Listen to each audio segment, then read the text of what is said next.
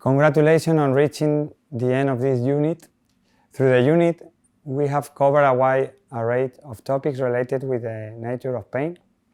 We began by exploring the anatomy and physiology of pain, giving you a solid foundation in understanding how pain is transmitted and processed by the body.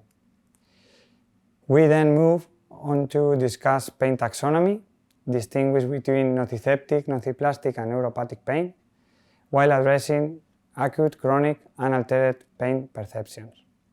In section 3, we focus on pain assessment, highlighting the importance of recognizing psychosocial factors and understanding the transition from acute to chronic pain.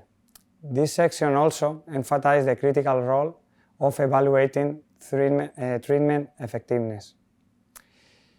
We delve into the biopsychosocial model and other theories in section 4, linking psychological and social factors with physical pain.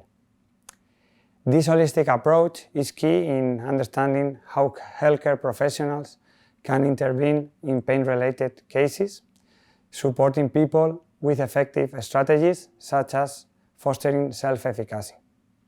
Finally, section 5 covered practical pain management strategies, including self-management techniques, physical exercise therapy, and behavioral interventions. The emphasis here was on both the prevention of chronic pain and the promotion of an active, healthy lifestyle.